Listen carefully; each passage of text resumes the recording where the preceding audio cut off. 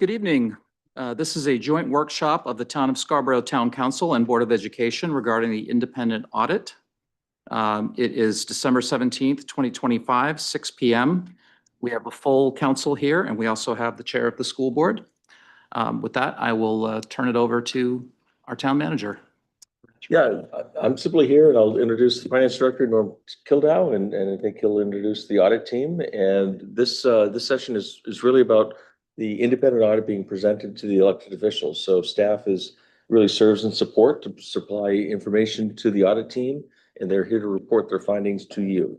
So with that, Norm, do you have any words of introduction? Couple of words. The packet was initially distributed with a draft ACFR. And Jim was kind enough to stop at the Kennebunkport Travel Plaza and do all of his electronic signatures. And at 4:45, we got a final audit report, which we hastily added to the board packet. So we'll be showing the final report tonight as part of this presentation. For those who don't know, this is James Wilkinson with the audit firm of CBIZ CPAs, formerly known as Markham, and this is his fourth time through, yeah. Fourth audit, third year. Yeah, we kind of did two at once. We did two the first year on the engagement. So Jim will lead with a few opening remarks, and then I will do the annual tour through the ACFR with a few comments on the pages. So Jim. Hello. Thanks for inviting me here. It's always good to be giving good news just before the holidays. We did prepare a brief slide deck with just some narrative to go through. On the second slide that was there, our senior manager, Ben Wilkinson, was anticipating to be here tonight, but he did stay back at the office. He did all the legwork so I could stop at the rest stop and send the emails to publish the final report. So he was sorry he's not here, but he did a pretty important duty. So, and again, the agenda here, we're really going to be talking about audit results from our procedures. There are some slides in here where, again, finance director will review the financial statements. We'll have some time at the end for question and answers, but if there's any questions as we go through, happy to take those as they come by topics. We can go to the next slide. Again, the slide deck was prepared with final drafts. Right now, we have completed all of our evidence gathering. We've completed all of our audit procedures. We have issued today, this afternoon, our opinion on the financial statements. It's a clean opinion, meaning that the financial statements are presented in accordance with generally accepted accounting principles applicable to governments. There were no misstatements noted, no adjusting journal entries. We'll go through some of the more details on that, but happy to say that the audit is complete. It's been issued certainly before the December 31st deadline that the state imposes. I'm sure they'll be sent to the state in the coming days with our transmittal of findings as well. So it'll be on the state auditor's website in short time. Go to the next. Again, as far as audit conclusions and findings, there were no instances of fraud or legal acts noted during our procedures. There were no material uncertainties noted. Sometimes there will be estimates that have some interpretation. There were none of those that were noted in our procedures. We did communicate earlier our planned audit approach. There were no changes to that audit approach. Our risk areas remained management's override of controls and revenue recognition as being the two major risk areas that we focus the audit on, as well as disclosures and the fairness of the financial statements overall. Within the document, that the financial statements are presented in the format of an annual comprehensive financial report. It's presented in multiple sections. Our opinion applies to the financial section and the financial statements and related notes. There are some required supplementary information included within the financial statements, namely management's discussion and analysis, which is after our opinion, but precedes the financial statements. We always recommend everybody take a good read through that. It states in English, hopefully in English, what all the columns and charts and numbers mean as well. So it's a good place to start an understanding of the financial statements. We do not opine on that information. Our audit procedures don't extend far enough to express an opinion on it. We are required to read that, bring consistency with the financial statements. And if there were any inconsistencies, we would note them. Pleased to report that there were no inconsistencies. They do flow within the financial statement. In connection with the audit of the financial statements, we will also be issuing a report under government auditing standards on compliance with laws and regulations. This report applies strictly to financial reporting matters and the financial statements that were issued today. We will be issuing a separate report on compliance with laws and regulations applicable to major federal programs that the town maintains. We're in the process of finishing that audit right now. The compliance supplement and rules on testing those was delayed due to government shutdown. It only came out about 2 weeks ago. So we incorporated that new guidance in our audit plan for those items. And again, that audit is underway at this point in time. I can interject. The deadline for that single audit is what it's called, is March 31. So we're well within the deadline and we expect really to have that done by Yeah, we've done by end of them. mid-January at the latest. Exactly. Get that one through. Again, our reporting under government auditing standards on the financial statements, there were no instances of non-compliance or other matters identified, and no matters relative to internal control, either being significant deficiencies or material weaknesses in controls that were noted. If this was an exam, it would be an A grade. Well, again, all good results. The town did implement 2 new accounting standards during the fiscal year. Government Accounting Standards Board Statement number 101 on compensated absences. That statement revised the guidance on reporting accrued compensated absences, vacation, and sick time. The prior standard really looked at a termination benefit perspective, what was expected to be paid at someone's termination of employment, either at retirement or other departure from the town. Statement 101 revamps that and requires the accounting and liability to be recognized for leave that's been accrued but could be used as well. It only applies to the government-wide financial statements, the statements on a full accrual basis, not the fund statements, and have no relation to how the town budgets or adopts appropriations. There was a restatement of net position of approximately $4.75 million for that. Again, reflecting those days that could be used during someone's employment, not just paid at the end. Again, it's only reflected in those first 2 financial statements. And there's full disclosure of that within note 25 to the financial statements. The other standard that was implemented, statement number 102, in light of the pandemic, there was a call from users of financial statements. It would be good to have more information on certain risks that the governments may be faced.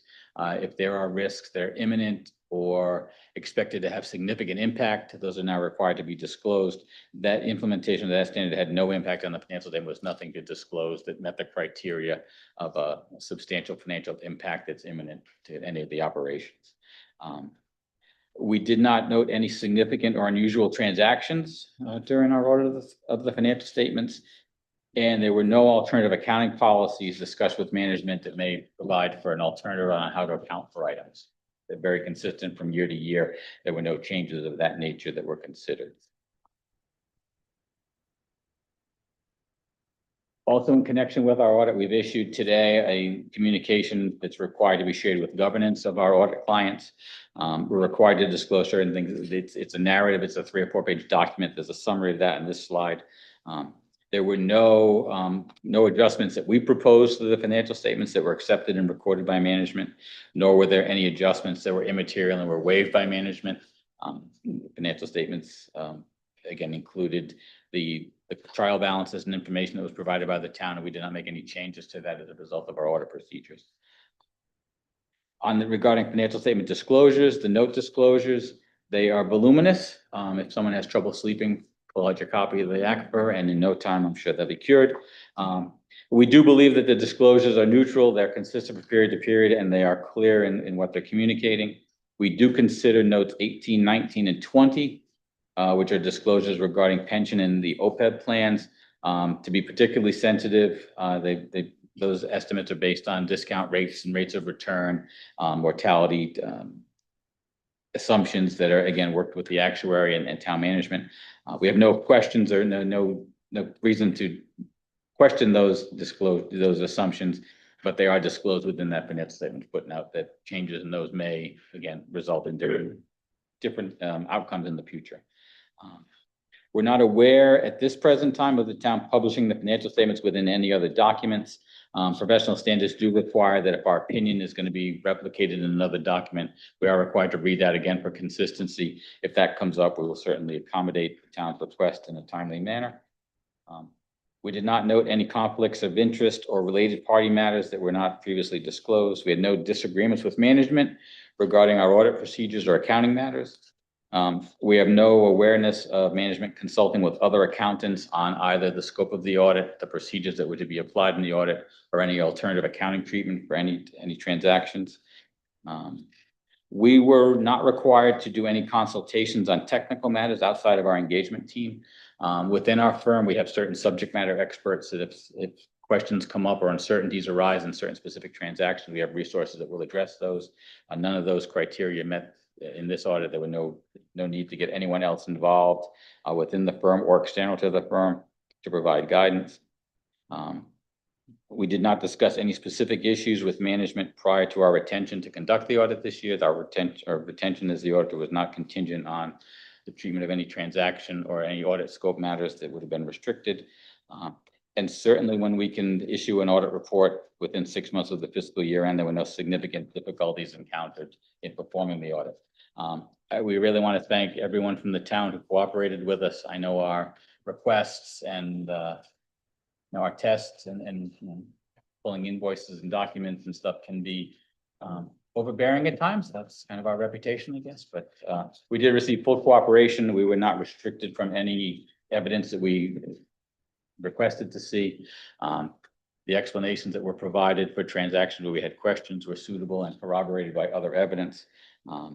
Again, we thank everybody from the town's financial statement side, town management and school management for their cooperation in getting us to this point, again, 5.5 months after fiscal year ends.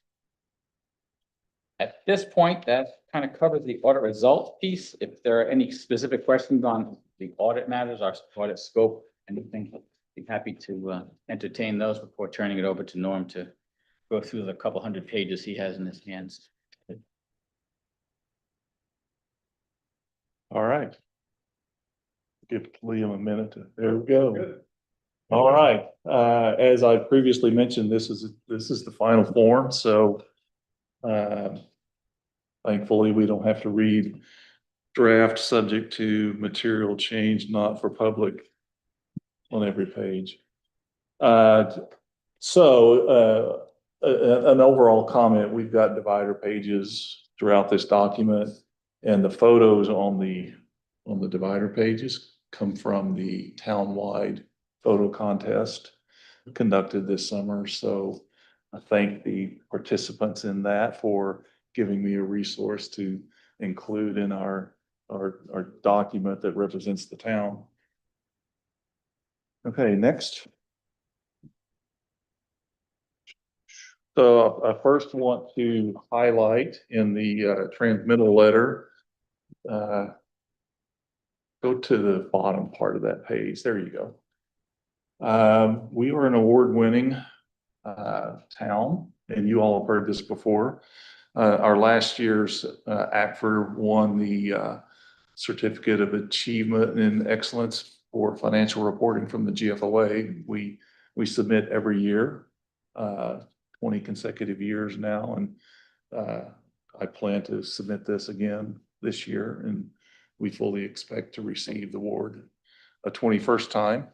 And earlier in the year, you all heard of the assessing department's achievement there, and so we highlighted that in the ACFR so that anybody that reads this can read that good news as well. So let's go to the next one.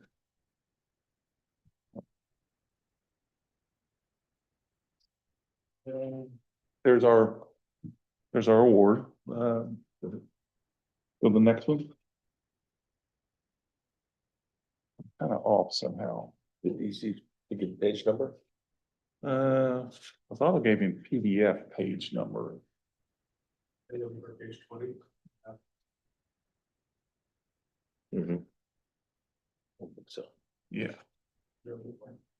Yep. There's the opinion, and if we go to the bottom, you'll see it's dated. dated today. Yep. So there's our evidence that we did get a clean opinion. Let's move to the next one.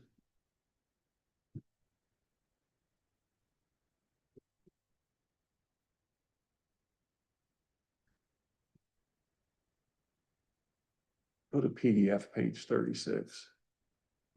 Yeah, and then scroll down to the chart. There we go. Now we're in sync. There we go. I wanted to highlight in the management's discussion and analysis, we not only put the words, but this is just a quick view of how our revenues break down, and obviously the vast majority you see on the pie comes from our property tax revenue, but we do get a fair amount of revenue from other governments. So this is the breakdown of our revenue streams. And then if we scroll to the next page, Liam, we have a similar chart for the expenditure side, and we see that 56% of our townwide costs are on the education side, and on the municipal side, the public safety and the public works take up significant portions of the remainder. So there's just a quick visual breakdown of how our revenues and expenditures turned out. And just a quick note, these charts are what we call full accrual. So these are all in. Later on, we'll be looking at some financial statements that are more on the budgetary presentation, which is like cash or near cash. So these are all in. If we can go to the next one. I wanted to highlight this statement, which is our governmental funds, and this is one of the statements that's kind of modified accrual. We make some, what you see missing from these are capital assets, because these statements don't present long-lived assets. But my reason for stopping on this particular page is that second column is the Higas Parkway. And we've been in front of you more than once saying that we're going to turn the Higas Parkway fund balance into a positive this year. And this is the visual proof. It's audited. We're now in a positive fund balance position. So Higas Parkway, as of this year, is not a drag on the general fund's fund balance. And we've achieved the goal that was started a few years back to get that to a positive, and that's good news, because when we go to bond markets, that'll be a positive factor that we mentioned to them. If we could go to the next one, I want to move into the footnotes. Jim covered these briefly. Just kind of scroll down a little bit on that one, Liam. We did adopt 101, and there's a footnote later that goes into more detail on the actual impact of adopting the statement to change how we account for compensated absences.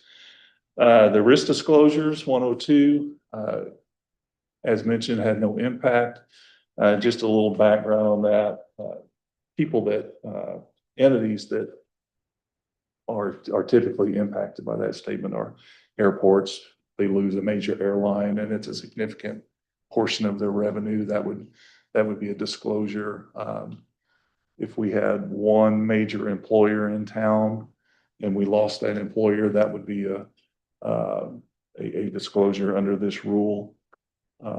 Or if we if we had some kind of environmental disaster that put a limit on how we could operate the town, that would be a disclosure. But thankfully, we don't have any of that. So, and on the employer side, later on, I'll show you how we came to that conclusion. Go to the next page and scroll down to the table there.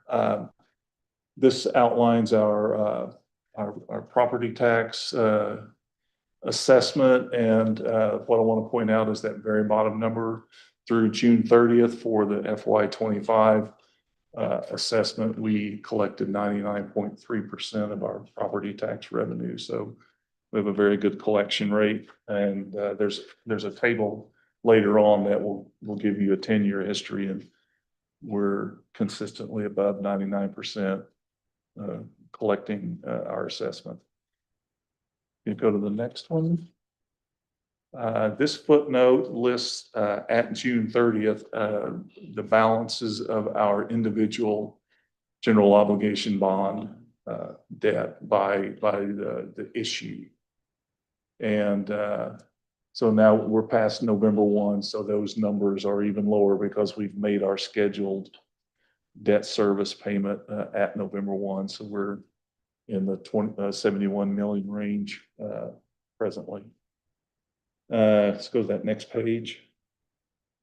And this table shows you by year, the first 5 years, and then in groups of 5 years thereafter. If we were to not take out any more debt, what our annual payments or our 5-year increment payments on principal and interest would be on the debt at June 30.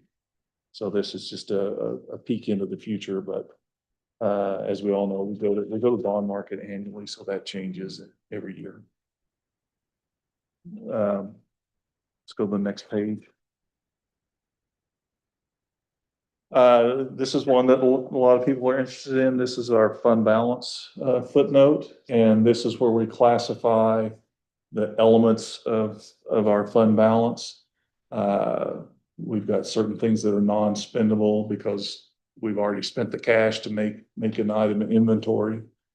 And we can't spend the permanent funds on the cemetery side. We've got certain things that are restricted. So our 2.1 there in education is restricted by an external party. The Department of Education says how we have to spend that money. Committed, assigned, and unassigned or more,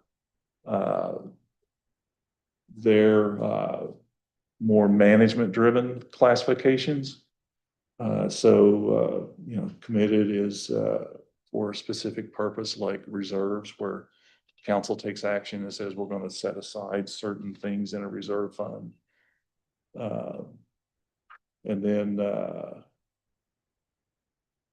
on the education side, the board can take those same actions. And then assigned is where we get together as a management group and say we're going to carry forward some expenditures from the budget because we had supply chain issues or certain things that we couldn't spend that money, but it will be spent in the next year.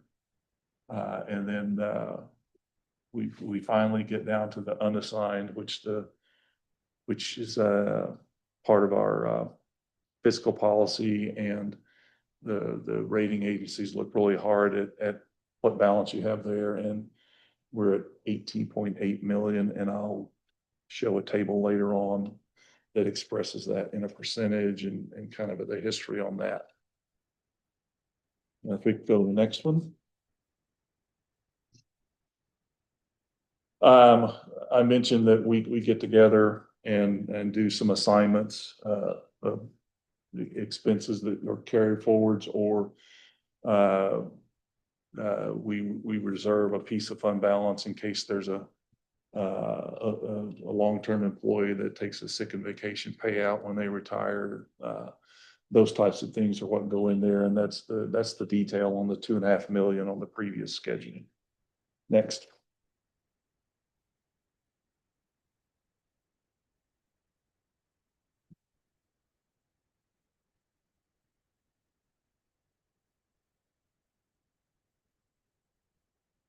Scroll down just a bit.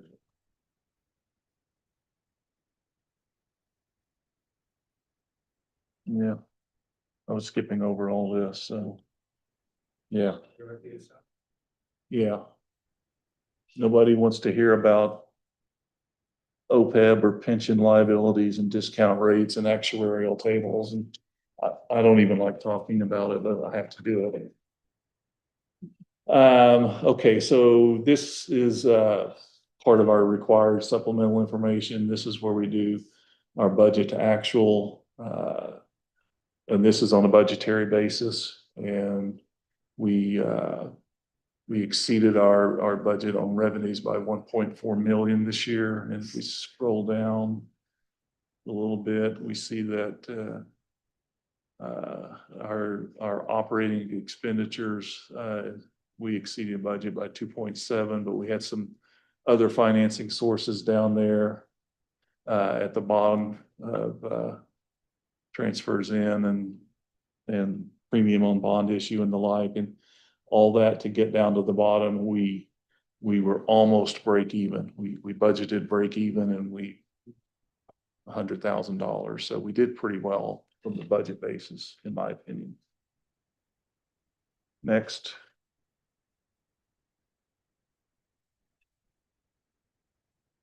Okay, so this is where I get into what we call the fun stuff. This is in our statistical section of the report, and this is where we get to highlight some things that we have in the town, and we mostly like to say it's good news. So the first thing I want to show is this table shows the top 10 property taxpayers. And Main Life is there at the top. They've been at the top for a long time. And of our total $7.8 billion of taxable assessed value for the entire town, the top 10 only make up a little over 6% of that. So a very small piece. And when I mentioned earlier, those risk disclosures, yes, it would hurt to lose a large taxpayer like this, but it wouldn't overwhelm us. So that's why we can say there's no risk disclosure necessary for that piece. And just imagine mill towns where the tax base could be 60 or 70% of the tax base is a single employer, single property owner. Can you guys remind us who Main Life Care is? Like what? For Shores. For Shores. I would note their values increased considerably over this 10-year period. Interestingly enough, the percentage of the total tax base has gone down. So Yeah. that's even more confidence that we're balanced. And then I think if you look at the distribution of those top 10, they're in all kinds of different sectors. And so I think there's further insulation in that regard as well, the diversity. That question. Is that just the headquarters building? Thanks. Is that just their headquarters building, but or also includes the properties of the individual grocery store? Each of these companies on this list, that number includes their entire property base within the town limits. Okay. So headquarters, stores. I think headquarters actually leased space, so I'm not sure if the Yeah. property tax is Yeah. probably a triple net lease. They may be reflected here as responsibility of Hannaford, but it's legally owned by a separate entity. Right. New England Expedition, for anyone who doesn't know, is the complex that includes Cabela's. Correct. Gateway Commons is the multifamily on Higas Parkway, one of our newer taxpayers in the last 5 or 7 years. Probably our newest taxpayer on that list. Oh, Costco. Correct. You are correct, Leon, yes.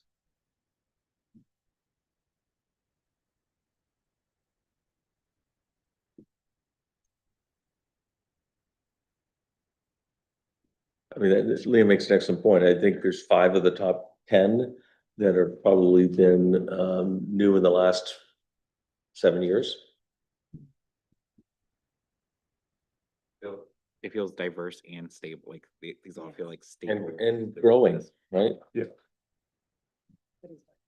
So will they end up taking a bigger? Will these top 10 businesses end up taking on more of the burden for taxes later on, or will this stay pretty stable?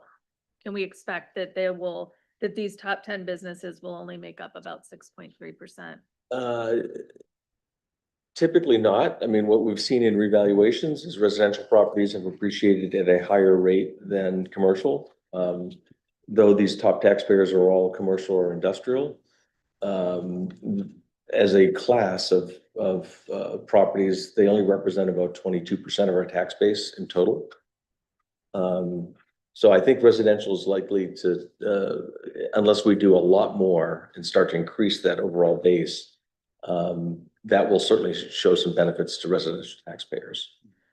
We did finally attain the elusive goal of 25% of commercial in our tax base, only to have that reset through the reval because of the appreciation in the residential market was that much greater.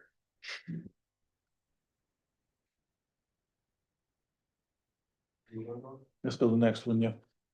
I said the collection table tenure would come up later, and we're here. So if you look at the far right, total collections, we're consistently above 99%. And if somebody's past due and we collect it later, we go back and adjust these past years to reflect that payment. So you see those past years creep up to 100%. We're getting those years. So a healthy collection rate also looks well in the eyes of bond rating analysts. Or for a point of reference, can you give us an idea of like in Maine or in some, what's an average, like, is that better than average for most towns? Is it significantly better, or, you know, what would be the expectation outside of Scarborough? I would be comfortable in saying that's better than average, but I don't know the specific number. Okay. Yeah, I've not studied it. I can tell you our financial advisor consistently, drives this point home to the rating agencies. So I think in his mind, it's extremely important. It's a differentiation from others. How much, I don't know, but he consistently really drives this point home, and it's persuasive to them. So I think we're much better than average. I could add in from our audit risk model internally, we have certain communities that and then again, collective percentage is an indicator of risk. We have some that start as low as 95% and others that are more in the top tier, 99, 100. Risk goes lower, more cash gets collected within the year. So it depends on, like you've mentioned, the nature of the tax base, just where the community is located, what the average income is of residents.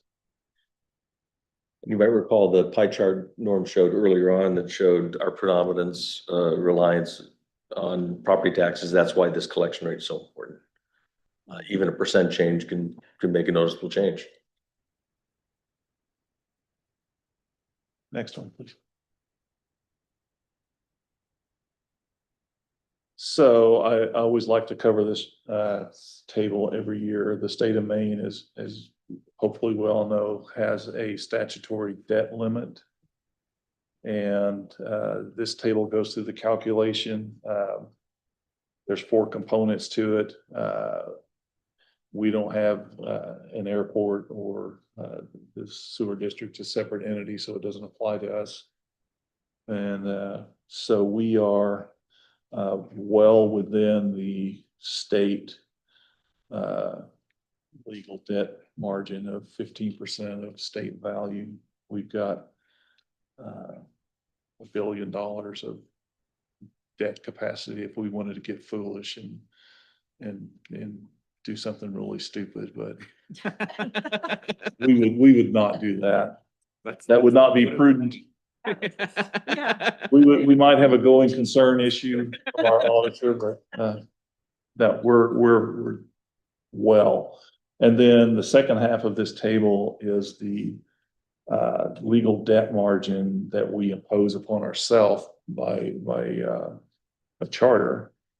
And our legal debt margin is considerably tighter than the state's. So we are well within our own self-imposed legal debt margin. We've got 564 million of capacity.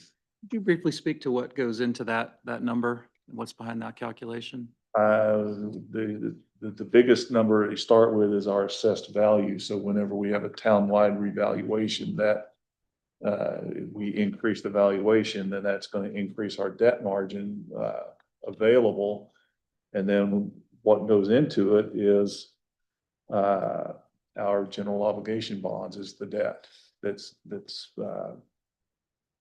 so whatever our balance on our GO bonds divided by the available borrowing capacity, and that's your percentage. It's kind of a mathematical calculation. So even with the new school, we still have plenty of room to quote you, if we. Do something wanted to do foolish. something foolish. We still, even after the school, there's still comfort there. Yes. Yeah, there's still $350 million of more borrowing should you ever, that's simply to get to our self-imposed threshold. You've got Yeah. 750 if you want to go to the state standard, which I do not recommend. Kind of like giving a teenager a credit card. Yeah. So, yeah.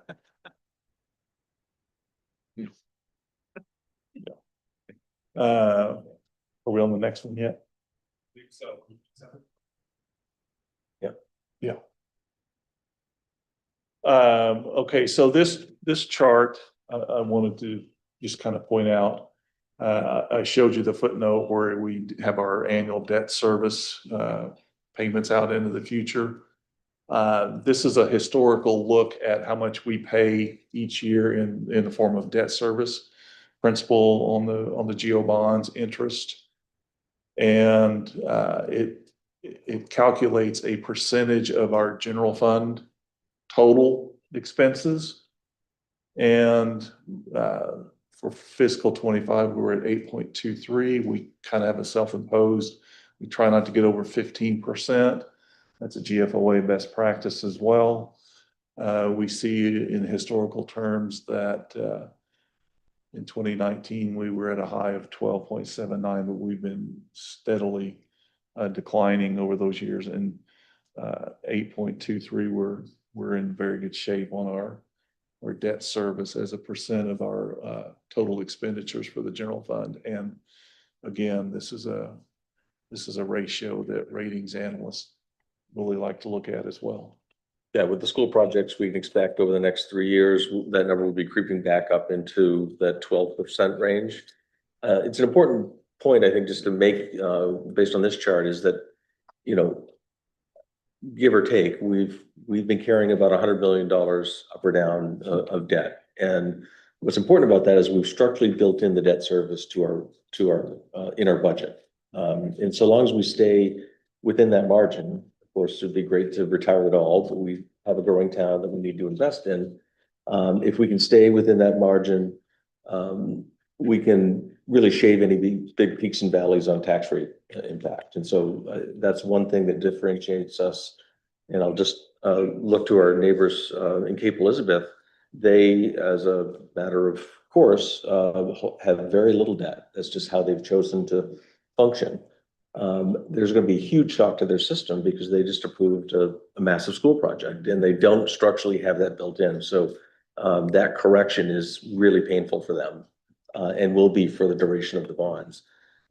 If there's any silver lining to the fact that we've carried consistently, you know, a debt load, is that we structurally found a way to manage that and not impose big shocks to our taxpayers.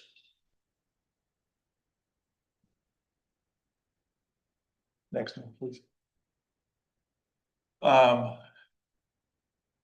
Kind of dovetailing back to that risk disclosure footnote and shocks to the town.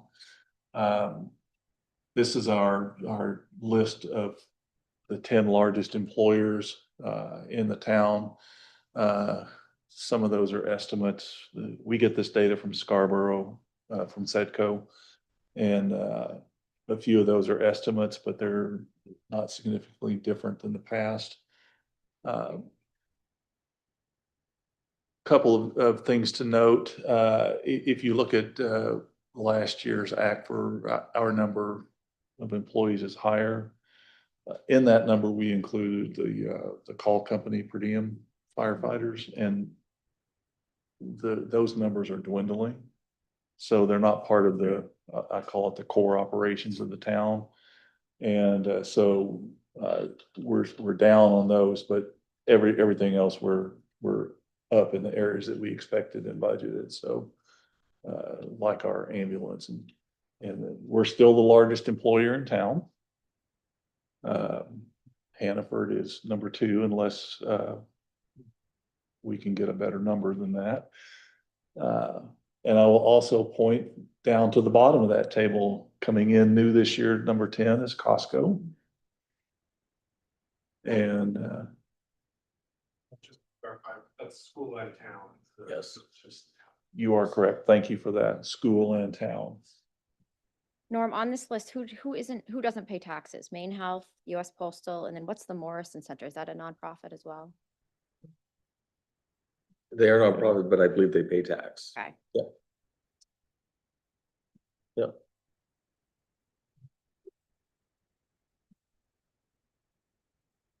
And the next table is our unemployment data. So we present the Portland metropolitan statistical area, state of Maine, town of Scarborough, and the entire United States.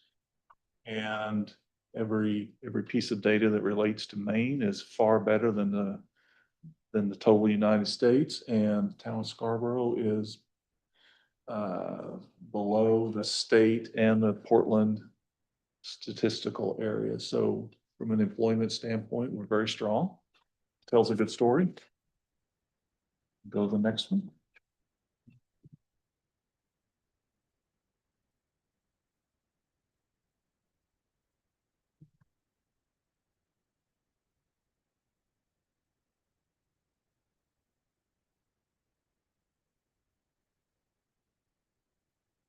So on this table, I told you we would look at fund balance in a percentage realm.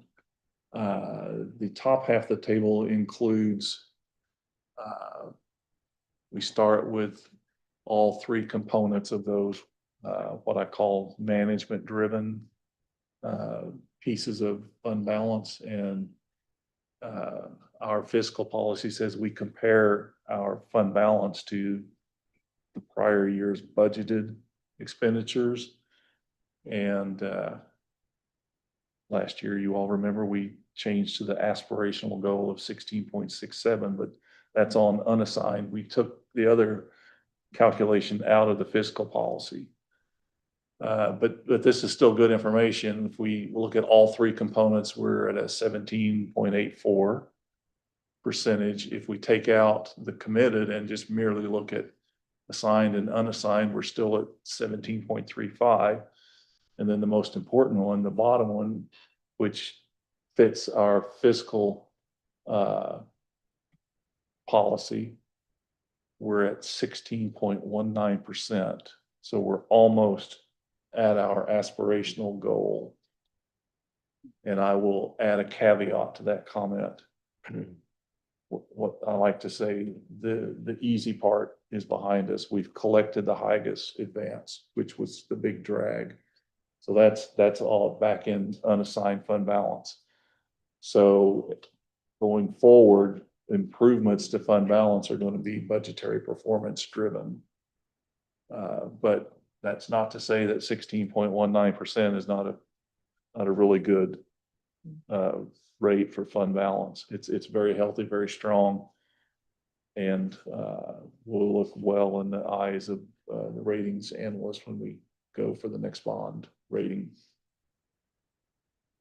I just want to add, that's pretty phenomenal based on where we came from and where we are, and how that Higas Parkway was really weighing us down as a town. Mhm. It's almost as if we actually planned for the school to come on ballot when we did, by preparing our financial health to be as great as it is, because I think the timing is really good financially or fiscally for us. And so to have that coming, I think all the right measures are in place in this bumping up, because this is one that I think Mhm. the rating agencies actually look to the most, or it's a critical measure. And the fact that we went from, being in the 8s to almost doubling in In 5 60 years is pretty remarkable. So kudos to the town for advancing that. There's no question that this positive performance, we were rewarded last year with an upgrade from Moody's because of this. And Michelle, Peter will be extremely interested in seeing this. He was just such a big part of that fiscal policy and really pushed this issue in particular. So. So now you get to tell them, like, when you're on council.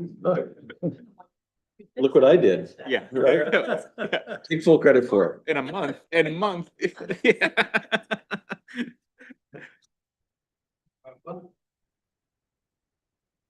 Can you go backwards 3 pages, please?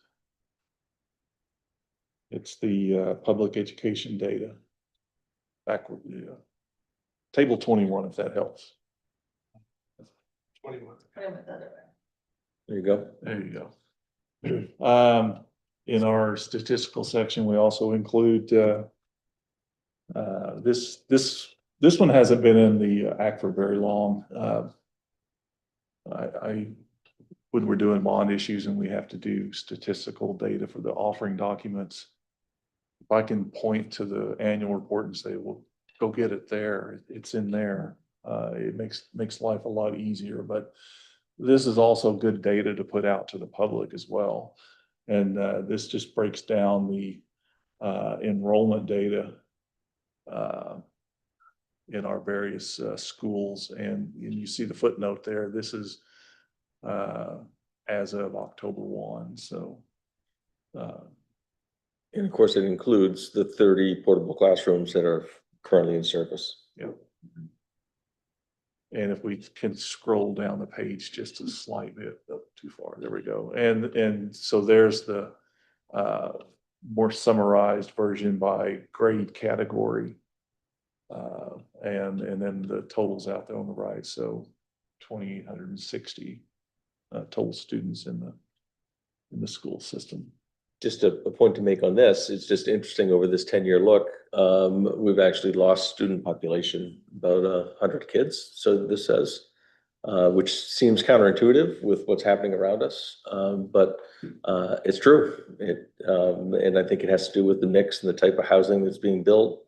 Some of the single family homes are still occupied by the original owners or, empty nesters, so to speak. So this will change over time, of course, but this tells a story that's really somewhat counter to what people on the street might think.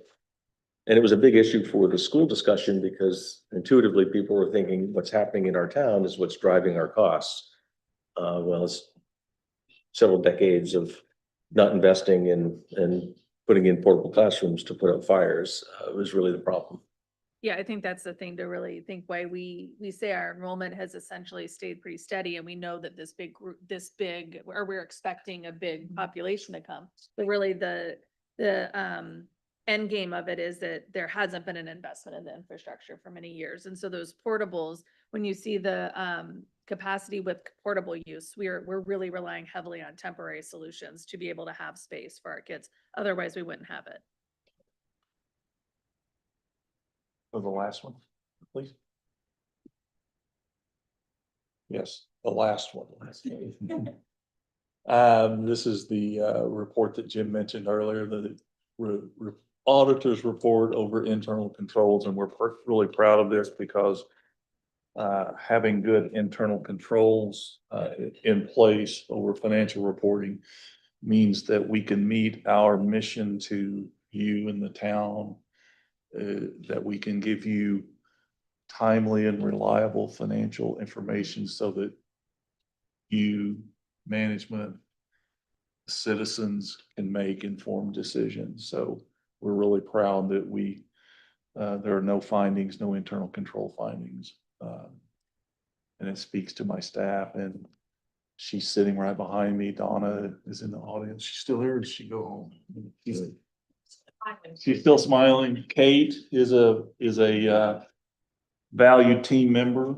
And so just appreciative of all of their help and cooperation. So that concludes my presentation. And any questions? You've got a list of questions. I said I read everything. Oh, okay. I do have one question for, stating this correctly, but going back to the pie chart where it says commercial tax is 20, I think it was 23%. 75, something like that. When you look at surrounding towns, you know, you look at Cape or Yarmouth and places that have far less business. Kind of what's the pluses and minuses of us having commercial at, say, of course, you know, 25% of our tax base versus, you know, towns really not having any of that and relying solely on property taxes, I'm guessing, so. I'd say it's the best hedge against kind of changes in the economy. Oftentimes the business community, the commercial properties will react differently to economic factors, whereas residential doesn't necessarily. In fact, some of the recent recession, I say recent, but back in the late 2000s, 2008, 9, residential values, we were concerned that they might fall. They didn't. We did see a little backslide on commercial. So I think for us, it's about diversity. It's about hedging against different economic forces. And those market values on commercial are based on cash flow rather than the comparable sales Right. of other residential properties. So, and as you all well know, those cash flows are based on lease terms, which are often 5, 10 years in the future. So commercial will tend to hold its value better. Perhaps the biggest value, in my view, is the cost to serve. Typically, the cost to serve the commercial taxpayer is far, far less than it is the residential taxpayer. We're not educating their. Except Walmart. Yeah. Fair enough. And then- There's some outliers. In the but- school system. And I would think also like the fact that we just have the school coming up and we're gonna have to increase taxes. We don't have to put it all on personal property. It goes to commercial covering 22-25% of it, which is, you know, super helpful to have. Sure. So last year at this time, Norman, you and others were talking about the fact that the big X factor looking ahead was the school vote.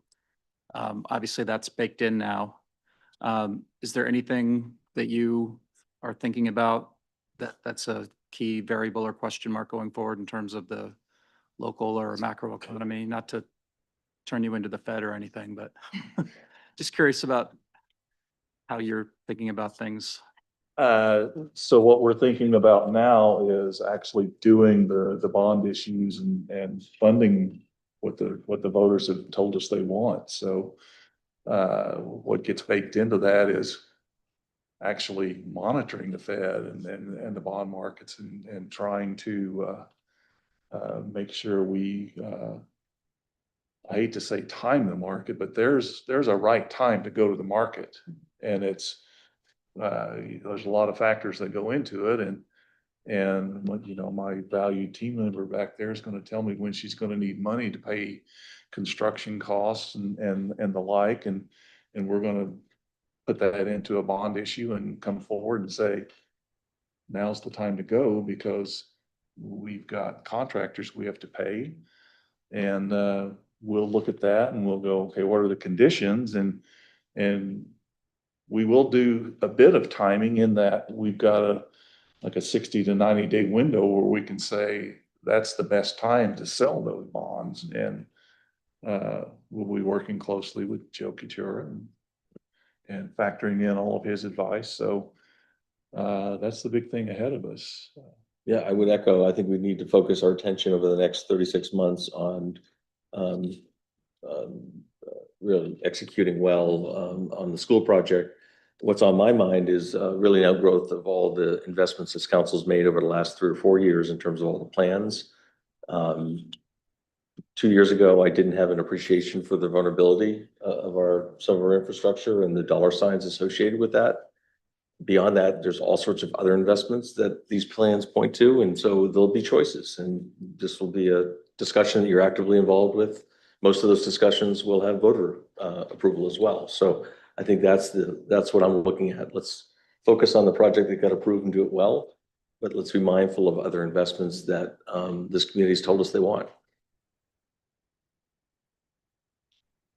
Well, I do want to leave a, Sorry, I just Yeah. want to say thanks, because we've talked a lot recently, particularly around the school project of trying to mitigate the impact to taxpayers.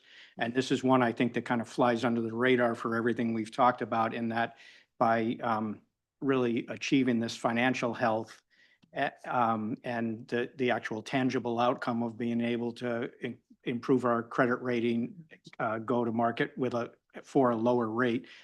It is one of the factors that will make the impact to the taxpayers less. So I appreciate all the work on it. Thank you.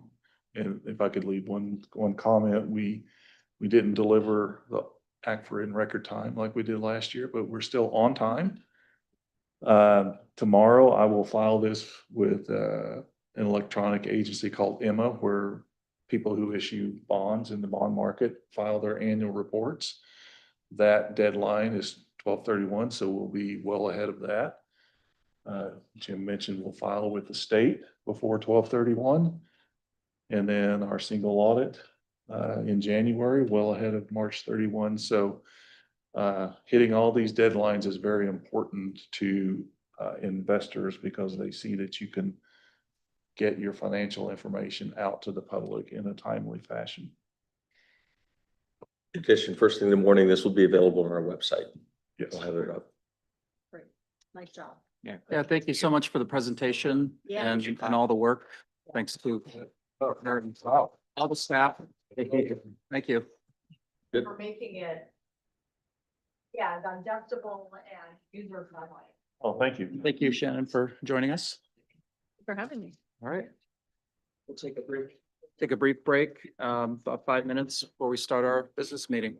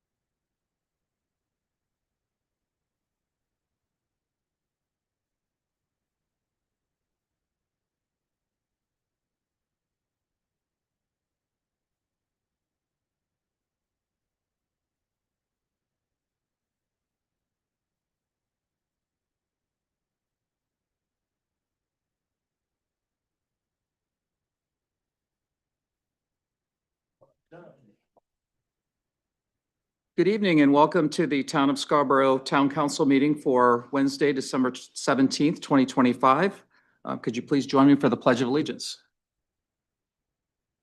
I pledge allegiance to the flag of the United States of America and to the republic for which it stands, one nation, under God, indivisible, with liberty and justice for all. Thank you. Tody, can you please call the roll? Counselor Doherty? Here. Counselor King? Here. Counselor Shu? Here. Counselor Donovan? Here. Counselor Anderson? Here. Counselor Hayes? Here. Chairman Phillips? Here. All present. Thank you. Thank you. Our next item on our agenda is general public comments. This is for anything that is not on our agenda this evening.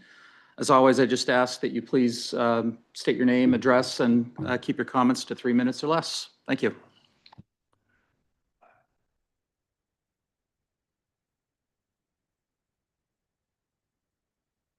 Michael Doyle, I live in Portsmouth, New Hampshire. I own and write for falmouthtoday.me, a news website. I'm going to make a couple of comments today about lawyers that I've dealt with, especially ones that worked for the town of Scarborough. I was in a lawsuit with the town over freedom of access, and Mark Franco was representing the town. And I've seen a lot of smart lawyers like Dan Lilly and Tom Hallett, and a couple of crooked lawyers, in my opinion, Peter DeTroy and Ralph Dye. Ralph Dye eventually had to resign his bar license, it got so bad. But Mark Franco, who's in a class of his own as being one of the stupidest lawyers I've ever seen, and he works for your town. He was in front of the court, Judge Joyce Wheeler, with a big notebook full of questions that he was going to ask me when it was his turn to question his own witness, Tom Hallett. And Judge Wheeler said, "Do you have any questions for your witness, Mr. Franco?" He stood there and he looked at his notebook for a few seconds. Seemed like a long time. He looked up at the judge and said, "No, Your Honor, I don't have any questions." This is your lawyer calling his witness that he brought to the court, that I did direct questions on him. I learned so much from doing redirect on Tody and the IT lady, that he didn't want me to have a chance to do redirect on Tom Hallett. And this is after I had requested and was granted a in-camera review of the emails in huge 4-inch thick notebooks, 3-ring binders. And as we were leaving the courthouse, I turned to Mark and I said, in front of his 3 witnesses, "You know, I took a lot of pictures of those pages in the notebook." He turned around and said, "Well, you know, you're going to have to pay us for those." I said, "Mark, I took them on my phone. You guys didn't make any photocopies for me at your office. I took them with my phone. So I'm not paying for any copies that I've made with my phone." Franco is an idiot, and you guys pay him to be an idiot for you. One of the worst lawyers I've ever seen in court in my life. That's all my comments tonight on Mark Franco. If you guys can't find a better lawyer to represent this town, you're in big trouble. Thank you. Thank you. Anyone else? Oh, geez.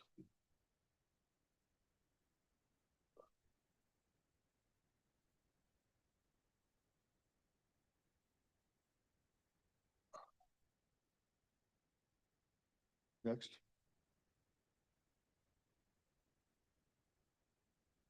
Hello, Nina McKee, 309 Black Point Road. Well, all I can say is that we have 7 of the greatest counselors that any town could ever have. And I just want to thank you all.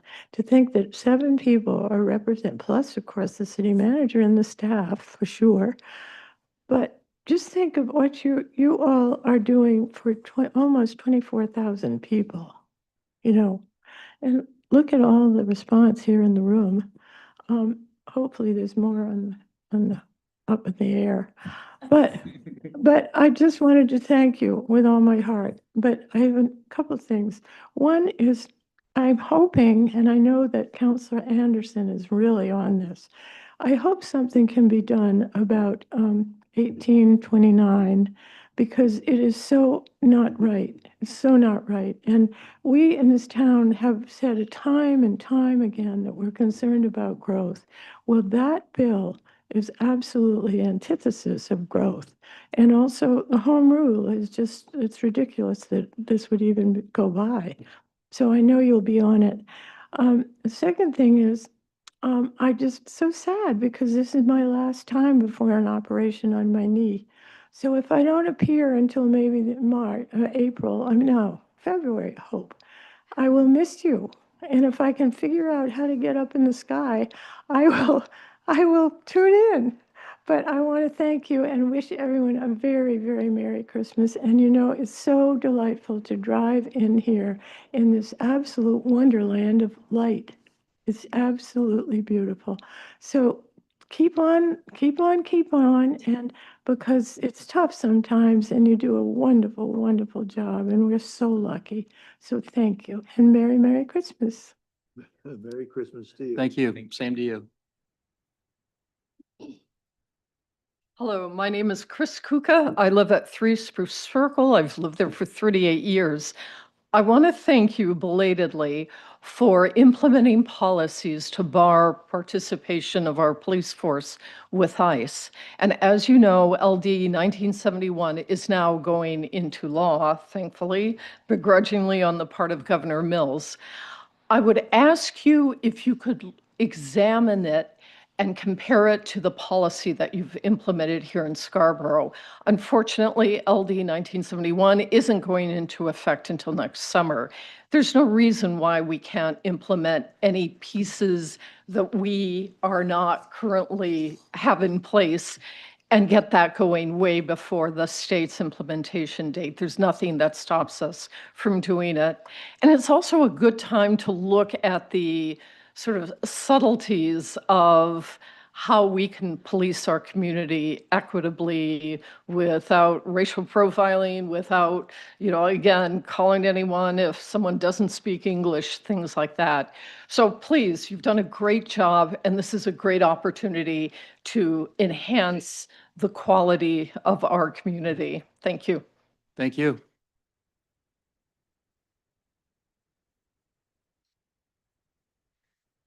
Denise Hamilton, 2 Rod Road. First, I do usually stay under 3 minutes, but I respectfully request that I be allowed to speak. This is based on the Freedom of Access Act records that I did acquire from the town. And I think it's important information, not only for town council, but for the public to hear. I will speak as quickly as possible to get done as quickly as possible, but I would appreciate being heard. Before proceeding, I want to be very clear that the facts and figures I'm referencing tonight are not speculative. They come directly from 2 Freedom of Access Act requests, as well as the town manager's reports. I reviewed the town of Scarborough's road maintenance expenditures and monies received from Maine DOT, as well as documentation surrounding the Scotto Hill Road culvert failure. The information raises serious concerns about financial transparency and the accuracy of information being presented to the council and to the public. First, regarding the road maintenance and the local road assistance program funds. For calendar years 23, 24, and 25, the town spent approximately $672,000 on labor and materials for road maintenance repairs. Approximately $55,000 of that was for materials and $617,000 for labor. During those same 3 years, Scarborough received $1,060,000 in local road assistance program from Maine DOT. That leaves approximately $388,000 unspent using all the data supplied to me. In addition, according to the information provided directly by Maine DOT, the town received another $560,000 in road assistance funds last month, which is not part of the earlier totals and is presumably intended for 2026. Under state law, the local road assistance program funds must be used for maintenance of capital improvements of roadway, bridge infrastructure, including drainage structures. They are not discretionary, and they're not general purpose revenue. When nearly 400,000 from the last 3 years alone has potentially not been used, there should be a clear traceable balance sitting in a capital improvement account for exactly these types of projects. And that directly takes me to Scotto Hill Road. The Freedom of Access material received, as well as information from all the town managers' reports, outline a timeline that does not align with the narrative by the town manager that has been presented publicly during town council meetings.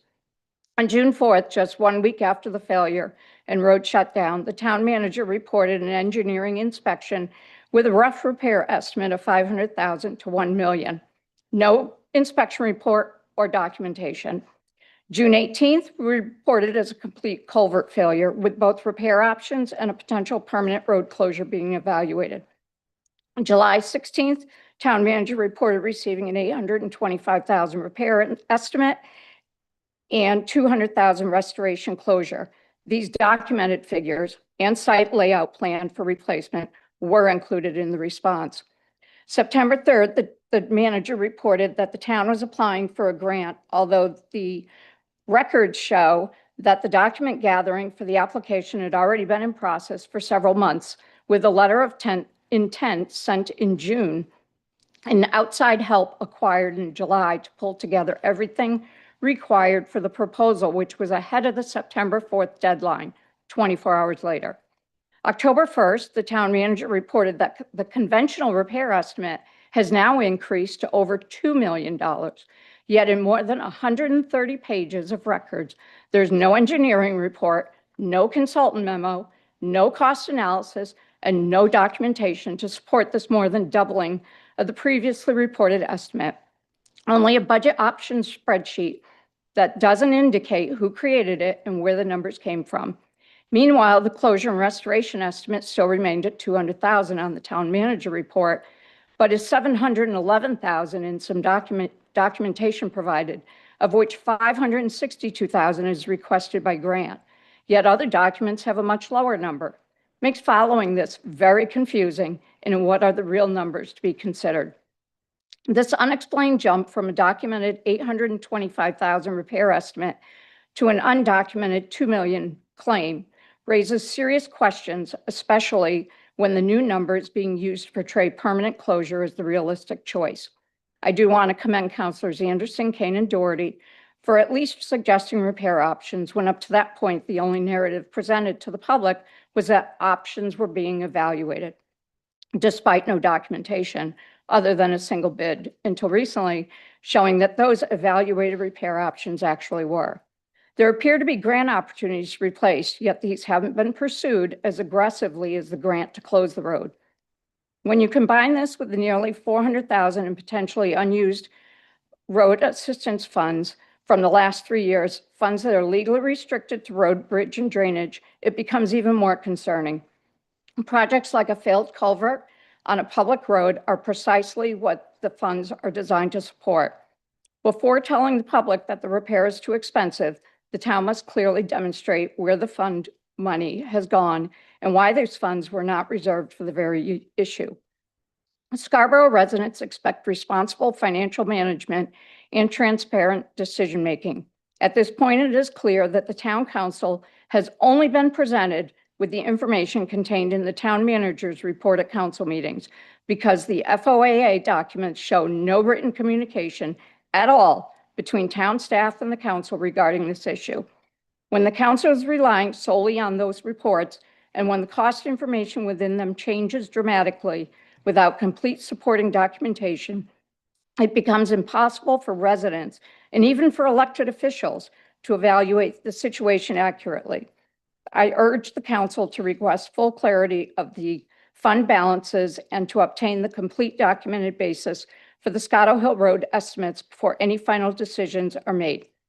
And finally, it is possible that maybe some information has been missed or withheld and not supplied to me for some more accurate numbers, which I would welcome those documents. In closing, after reviewing all the documents, it's been very one-sided to close the road by staff, as it has only been words that repair options are being evaluated, aside from the couple of pieces of paper Although at the recent Conservation Commission meeting, it was indicated it was potentially looking to create a new road, which looking at maps make it appear to be more costly. This road has been closed for 7 months, and the repair option should be as far along as the closure options. Thank you, and I appreciate you allowing me to speak. Thank you. I do have.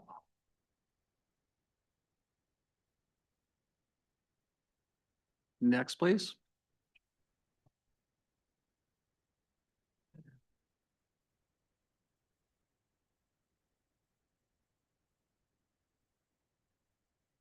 There it goes. Good evening, Richard Hayes, Martin Avenue. I'm gonna sing the same old song I sang at the last meeting. LD 1829, I believe, is a disaster. I learned something that night that was shocking to me. Mr. Hall made the statement that this legislation never came to a full vote. I don't pretend to know or understand the whole legislative process, but something doesn't sound right when something that has such a massive potential to communities becomes law without everyone voting. I have heard conversations of late that there are many different things, and I see that in the town manager's report tonight, Mr. Hall is addressing apparently some more communications, but I still advocate that we file a lawsuit against the state. This legislation does not begin to solve what the writers of it think they solved. The infrastructure in these towns isn't there to support this kind of massive building. So again, I ask that you do not drag any feet on this, and I ask again to please consider filing a lawsuit. Thank you. Thank you. Anyone else? All right, I don't see anyone online. So we'll close general public comment. Thank you very much. Moving on to the minutes of the December 3rd, 2025 Town Council meeting. The motion? So moved. Any discussion? All in favor? That's unanimous. Thank you. Next item, adjustments to the agenda. There are none. Treasurer's warrants I signed for the meeting. That takes us to the town manager report. Tom? Thank you, Mr. Chairman. Let's start with Scott Hill Road. There was a lot that was just presented from the podium, and frankly, I'd like to take time to digest that and respond in full. But what I will say is, and I'm comforted by what I heard in many respects, that being I have been, I think, incredibly consistent and transparent that we have an ongoing matter that we're trying to better understand. And one of the reasons, at some chagrin to many, including myself, that we've not convened a more elaborate public process is that we don't have all the answers, and those numbers are changing. And that's the nature of this. And I apologize for that, but that's the way it is. What I promised this council and the public is that we are close to having those answers, the apples to apples comparisons that can be shared, evaluated, and considered for informed decisions to be made. With respect to the local roads program, what was stated at the podium is absolutely correct. Those funds are restricted for that very specific and dedicated purpose. In the context of a FOIA request, which we have been fulfilling, 2 different ones, those were specific to maintenance. So it's very likely, it's certain that there are capital investments that qualify for LREP monies, though they were not provided because they weren't part of the FOIA request. So I'm pleased to better understand what the information sought, and I'll do my best to provide that. But all we can do is respond to a written request of information and provide what's being requested. I guess more to the point, as I alluded to, we are collecting information still. We'll be in a position to perhaps have a workshop with council for the public's, for your benefit and the council's benefit. I think it's been suggested by leadership that we combine that with some extended public session and input. Those are discussions we can have, but we'll be ready by the end of January or so we can talk about scheduling at that point. Very pleased to. Want to report on the Peterson lighting, field lighting project. In my written notes here, I was incorrect in saying that they were going to the planning board in January. In fact, they were there this past Monday on December 15th. The Community Services Department, along with Little League and our vendor was present, did provide a full presentation to the planning board and received a so-called advisory opinion. I will say that we continue to work with our vendor. There are a couple of key areas with one home in particular where at the property line, which is the measurement through our ordinances and also the Good Neighbor Ordinance, there's an exceedance of the standard. I would note though, in this area, it is buffer. There's standing trees between the property line and the home. Nonetheless, we want to do our best to comply with the rules. We expect others to. We should certainly impose the same on us. So we continue to work with our consultant. The one thing I can say unequivocally, we'll control what we can control, meaning we're able to determine who plays on that field and what are the hours of operation. I think those are the sorts of things that will be very tangible, very meaningful to the abutters. And I assure you, we'll do everything to be a good neighbor as best we possibly can. Just an update on a couple of other initiatives. Property tax relief. I continue to be actively involved in a local effort, paralleling some of the state discussions on property tax. They're looking at kind of longer term structural changes, and they're talking about relief. I've been around long enough to want to qualify that quite a bit and say, I'll never promise relief, but I think property tax stabilization is probably a more appropriate and realistic way to characterize it. So I'm pleased with the conversations we're having right now. This is an ongoing discussion, has been for decades, frankly. I'm a bit encouraged that I think it seems to be gaining traction. More people are talking about it, and I hope something actually gets produced. So I'm doing my part. Again, we have Nick Cloutier, our tax assessor, who sits on the state task force. So that's a very good point of access for us. And he'll continue to represent municipal interests even when he leaves us, I'm sure. LD 1829, there has been some, I think, very positive movement. I've had some success working with our regional partners through GPCOG. They have produced, they've solicited input from member communities, which I've participated in. I think I've circulated and shared that with you along the way. The end result of that effort is essentially a technical memorandum that has been prepared and will be sent, I hope, by week's end to legislative leadership, in particular the speaker. And this has very specific concerns, importantly, very specific suggested actions, if you will. So we're hopeful that we're going to be able to catch the discussions in Augusta as they start. Their session starts January 7th, so I think our timing is still good in that regard. As a parallel track, we've also been working with GPCOG partners, and they've developed a sample resolution, which is something that I think Council Chair Fellows has shared with you. There seems to be some interest and some energy in moving this to this body sooner than later, maybe as soon as January 7th. As part of that, I think I look for all of your input in what's the acceptable wording in that resolution. But I think someone needs to take a stand, and Scarborough has been a leader in this topic, and it seems as though we'll likely have to be the front runner and hope others follow us. If not, I think it's still an important measure for this body to take. So I look forward to working with leadership in advancing that as soon as it's ready for your attention.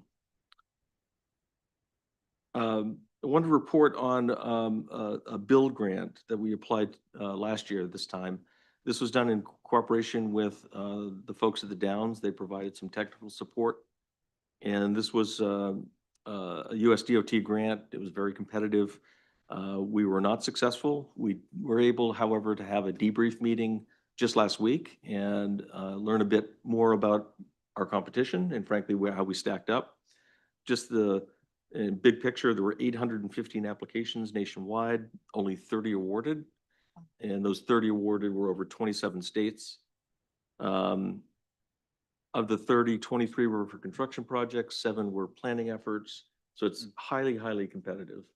And what we also appreciated, and I think we knew it, is most of those applications come at least with the endorsement, if not from the state's transportation authority, in our case, DOT.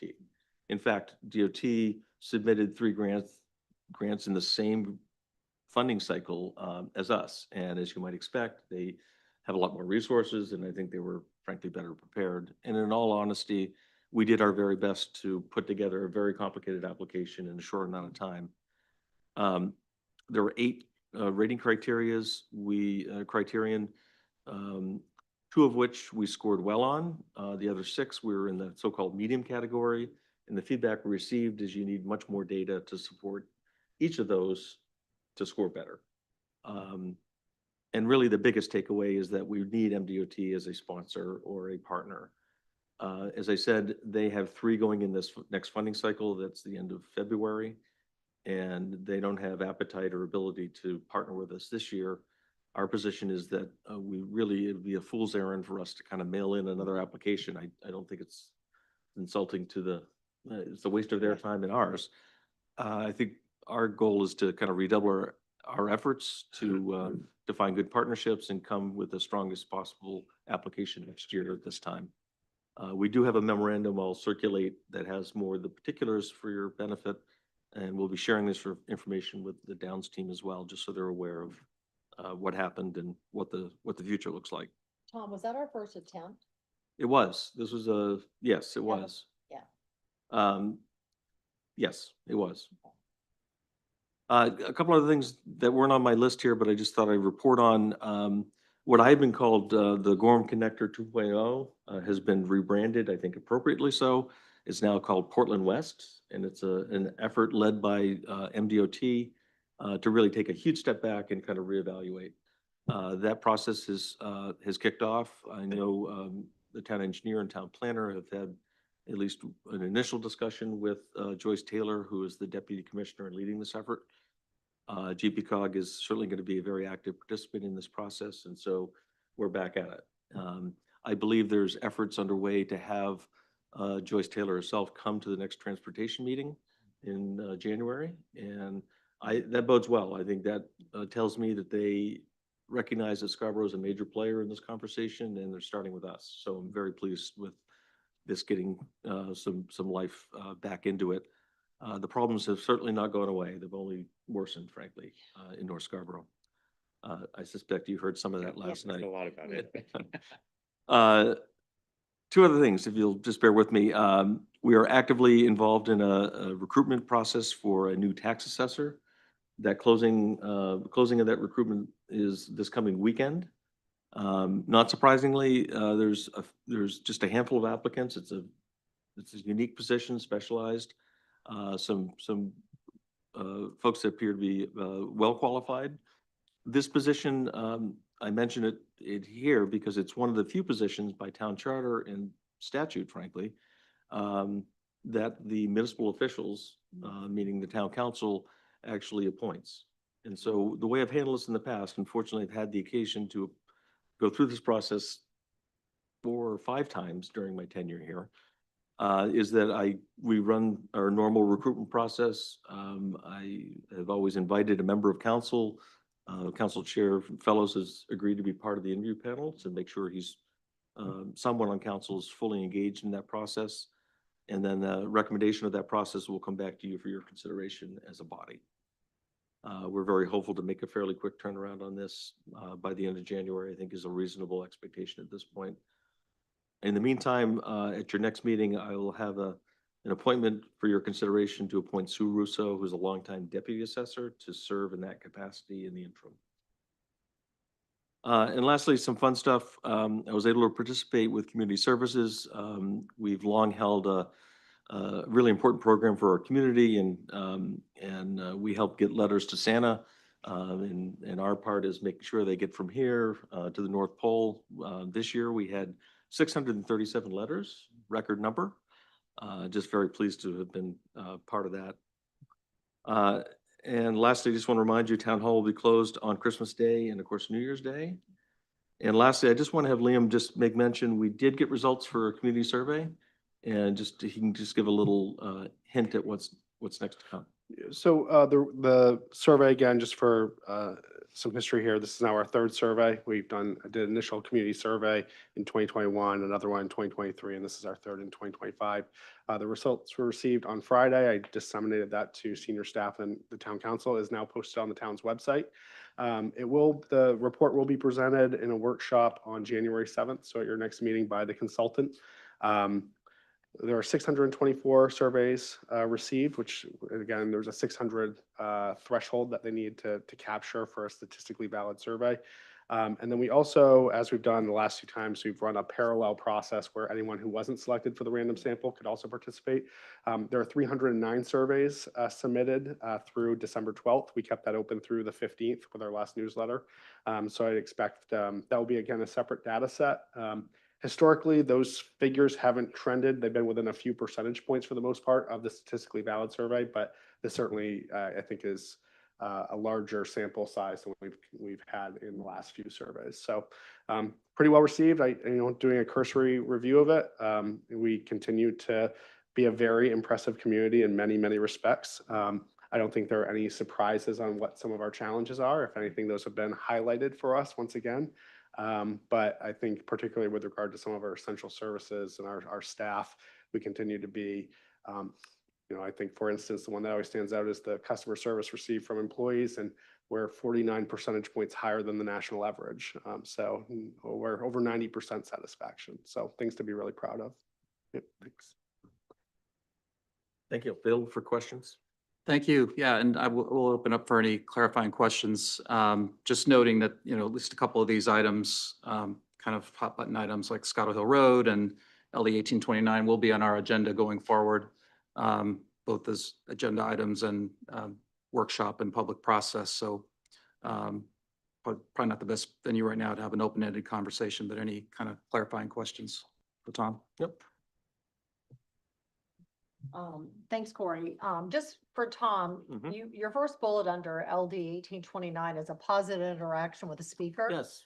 Do you have anything to back that up? I'm curious. I don't, and thank you for saying that. I don't, but as I understand it, Councilors Kane and Fellows had the occasion to spend 15 or 20 minutes with him last week. Yep. And so when I say positive, it's only what I've heard from these gentlemen. So I will defer to their impressions. Yeah, and I was planning to speak to that at counselor comments, Oh.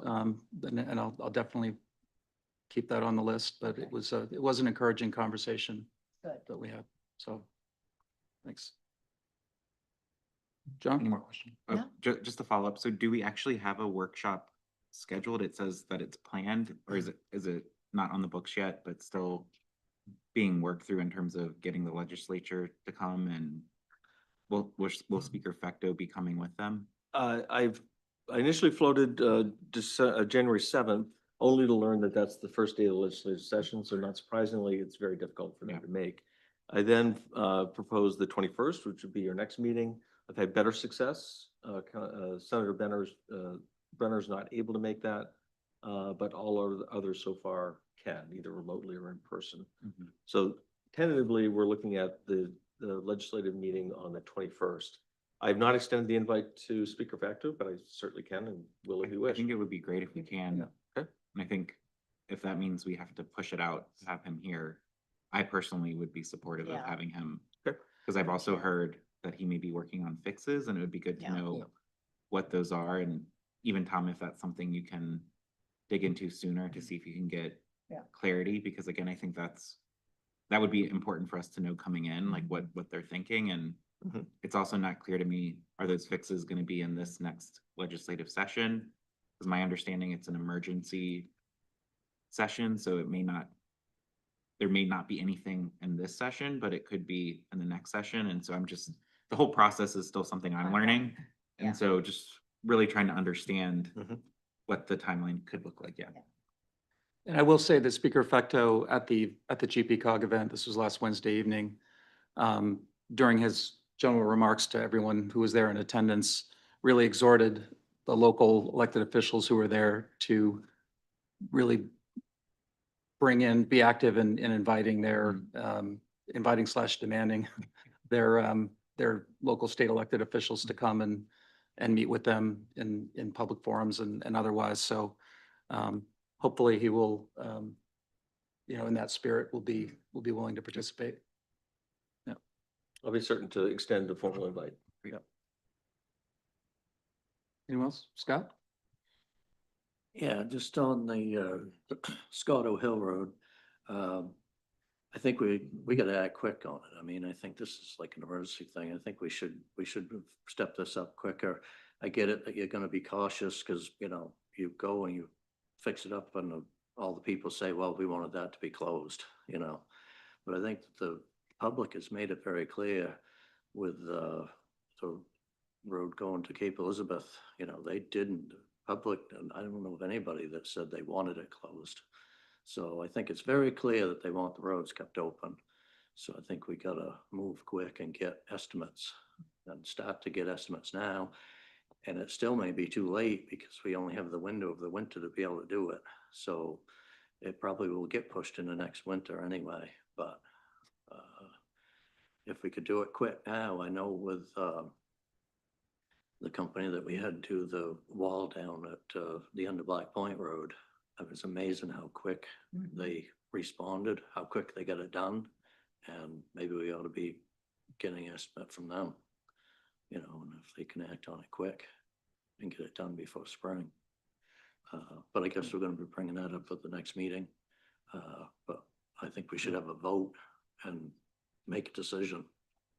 Thank you. All right. Thank you. Anything else for Tom? All right, thank you. Thank you. Next item. Next item is standing and special committee reports and liaison reports.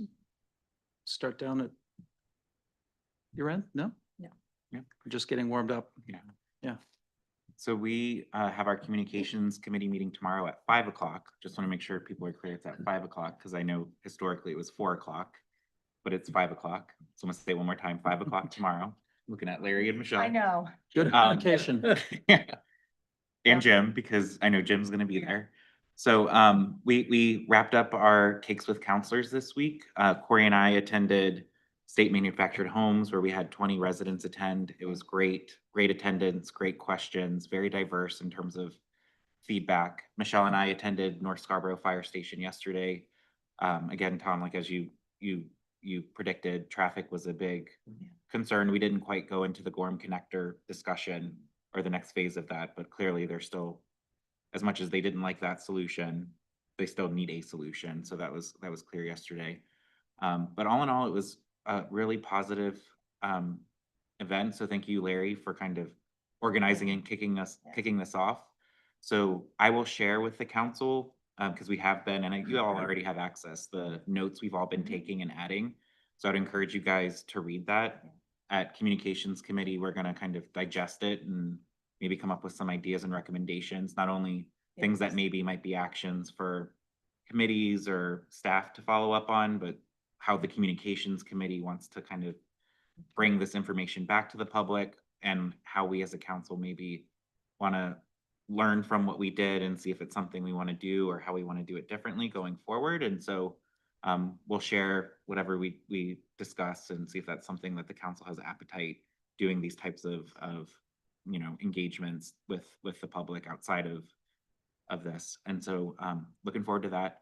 We also did, I shared with the chair that we're happy to discuss tomorrow what the public process could look like for Scotto Hill Road, which could be as simple as holding a Counselor Corner Live to make sure we're giving enough feedback before we make a decision. So I think, Scott, I feel like the process the town has mapped out right now is probably the fastest process we're going to get to.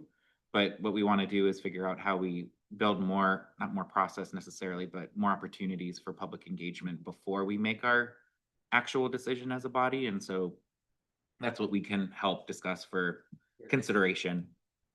So we're doing that. And I did talk to Senator Brenner today. Great conversation.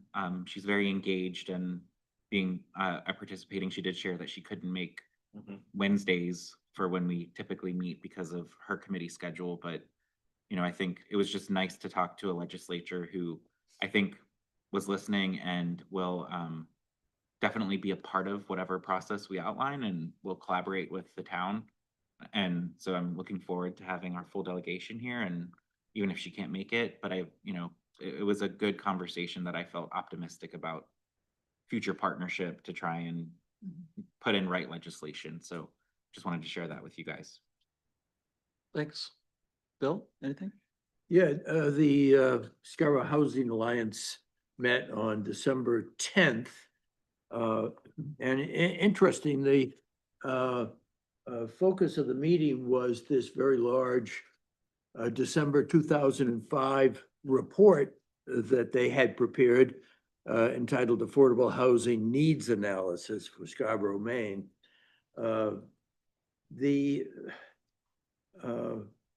The meeting focused on what the report scope of study was, and it's brief. I'll read it to you. The Scarborough Housing Alliance commissioned an assessment of affordable housing availability and needs in Scarborough. This is 20 years old. And outlining its goals for this study, the Scarborough Housing Alliance posed several central questions of primary concern. Is there a shortage of affordable single-family homes in Scarborough? Does the town have a shortage of affordable rental housing units? What workforce housing needs are being created by job growth in Scarborough? Will young people from Scarborough be able to afford housing here? What housing cost burdens are faced by Scarborough senior households? And it was deja vu all over again. I mean, we've all heard and spoken this. The proposal that came out of the Housing Alliance was to have a professional analysis done to tell us what we've done, what could be done now. And that would be a budget item and would be subject to the town council's review and approval, which I would endorse. This is going to help us in managing our land use issues that are clearly before us, including all the groups that I identified in this quote. I did have one other observation from the meeting, and I hadn't dawned on me previously. It's an all-male organization. There's no gender balance in it. And so being on the appointments committee, ladies, people who are interested in this kind of topic, you will find your applications very welcome. I think that it should be. So thank you. Thanks, Bill. Karen? Sure. So the Conservation Commission met. I know staff has lots of stuff they want them to give opinions on and work on. And they have their own goals. And then I'm kind of hoping maybe with our goal setting session, maybe we can come up with a little more work for them. They've always been a really great asset of a committee. So we'll kind of see what they can do for us this year. And then the Parks and Conservation Land Board, I know I've mentioned numerous times, they're working on updating their checklists for when people apply for the land bond money. So eventually what's going to come before us is their updated checklists, an application. And then they're also working with the consultant to have, I believe, an app that works with the open space consultant that's just going to come all together. So that's something that eventually will be coming down our line. And it's very tedious, detail-oriented work. I appreciate that committee because that's not stuff that we want to do. So I think whatever they come forward with is going to be great. Thanks. Thanks. Larry? Yep, Finance met on December 8th on a off-cycle meeting to move forward the school bond issue that we're going to talk about tonight. That was, I'm saying off-cycle, but it was public and the agenda was out in time and all. And then with the cake with counselors, I just want to give John credit because he was really excited when we first talked about this and certainly came up with the theme, which was a hit. And there is a lot of people that participated. I appreciate all of you did it. Michelle, I think, went to one the day after she was sworn in. I mean, so she jumped in with both feet. And then we had help from the schools, the library, the fire stations to make all that happen and make these meetings happen out in the community. So it went really well. There was 8 events over 6 weeks and about 80 participants altogether. So I think it was a great way for the public to access us. And I agree with John. I think we'll look at outcomes and figure out a way, if not exactly that same way, a way to keep that type of communication moving forward. So I appreciate all that. Thanks. Scott? Yeah, I don't have anything. I gotta have a printout or something, what committee I'm on. The Harbor Committee canceled this week, Okay. this session. Okay, yeah, we can touch base. Yep, thanks. Thank you.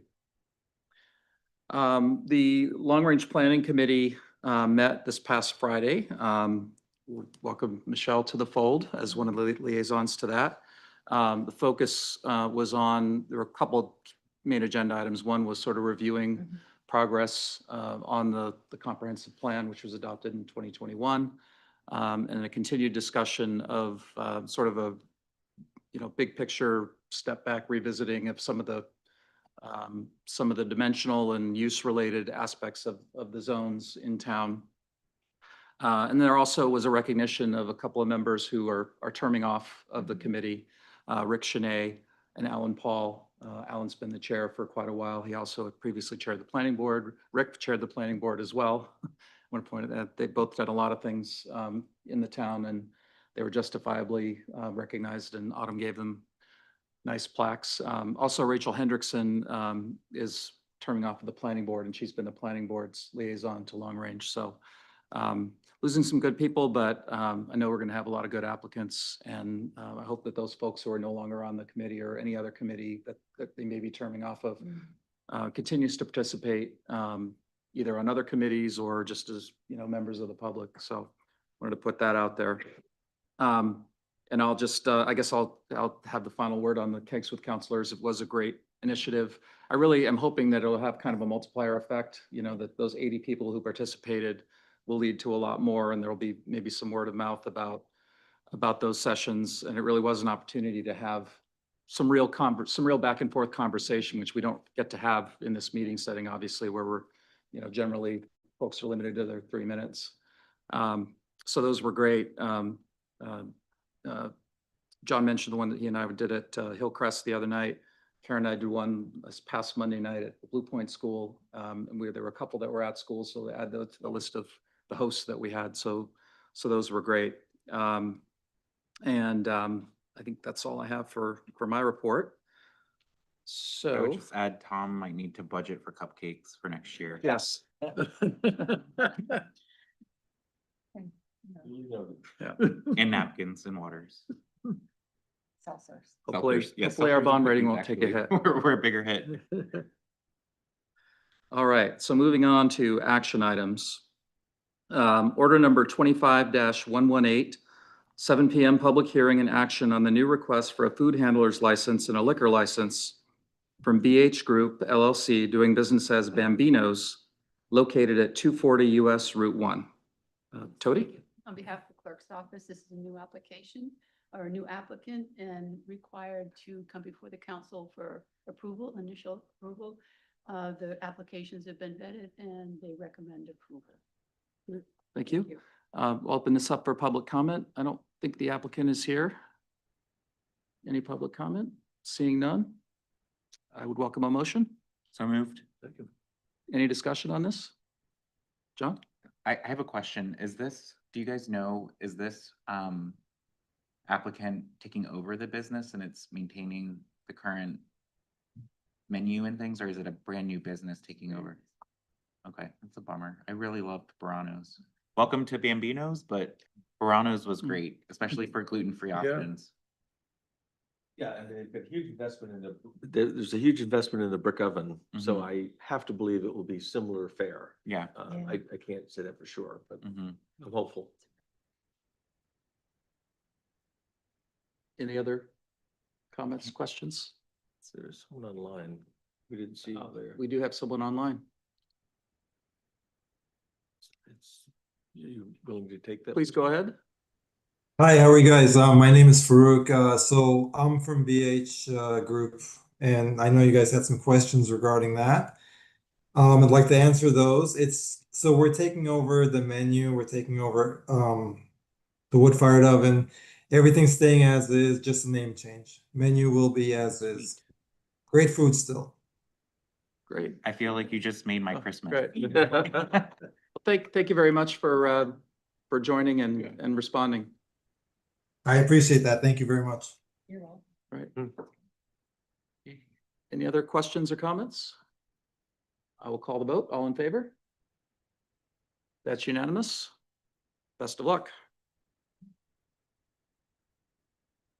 Moving on to old business, order number 25-115 is the second reading on the 2026 general obligation bonds for municipal and school capital improvements. And I will turn over to the finance director.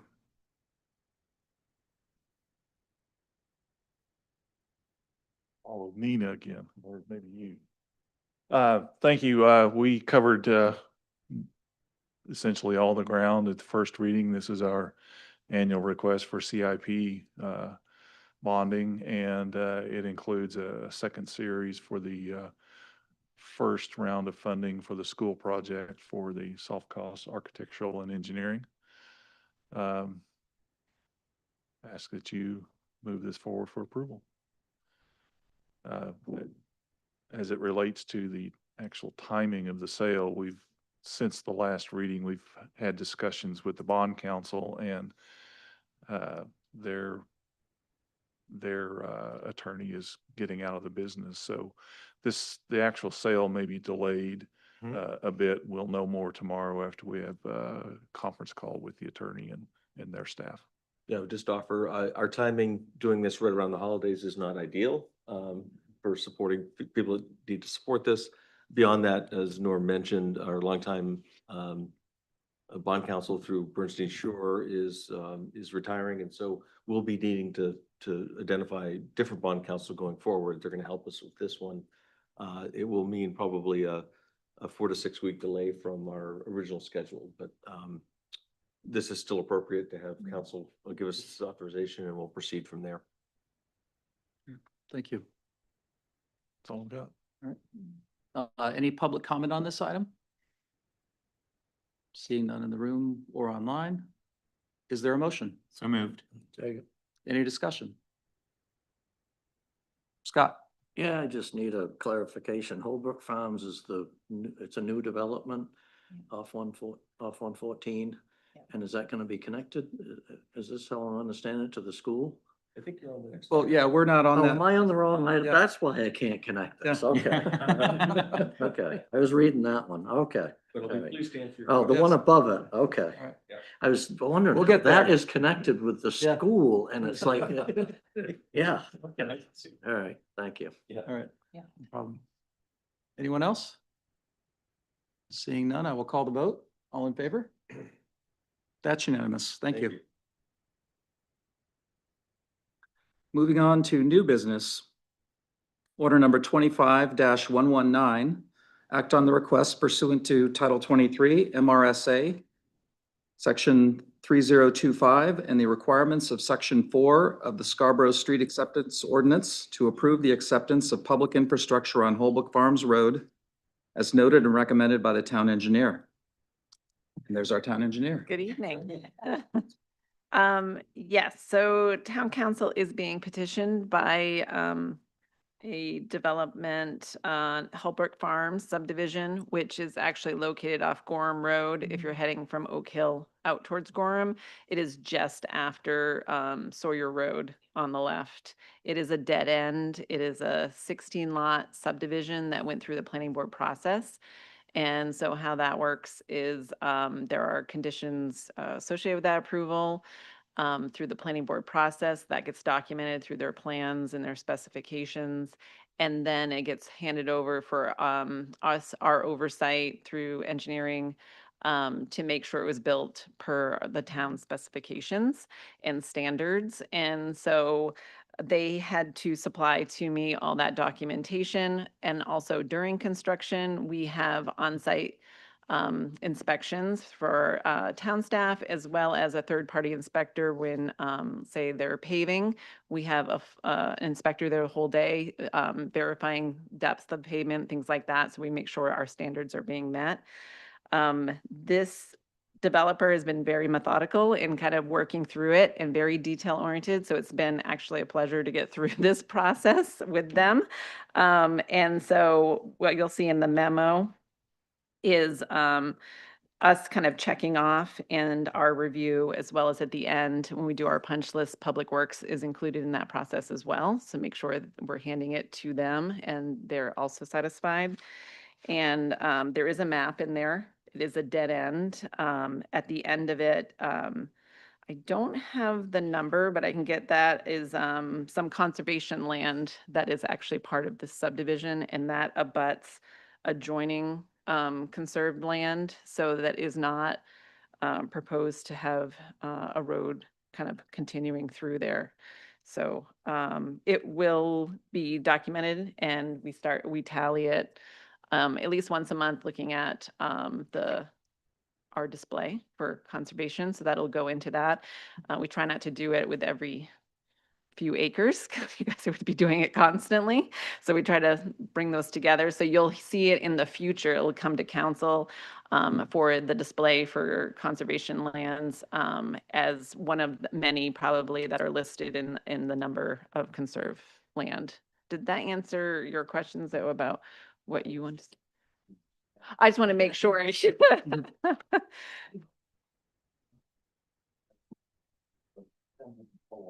Okay.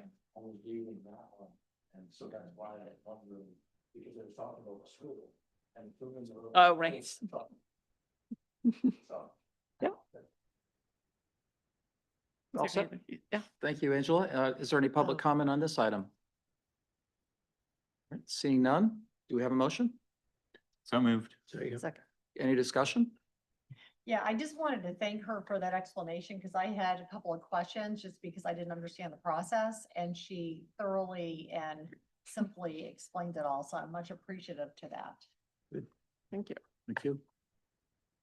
Anyone else? Appreciate that as well. It's pretty straightforward. I will call the vote. All in favor? That's unanimous. Thank you. Order number 25-120, act on the request to rescind order number 13-44, that designated all snowmobile refund monies that the town receives from the state to the Saco Pathfinder Snowmobile Club to help maintain trails located within Scarborough, and direct said monies back to the general fund.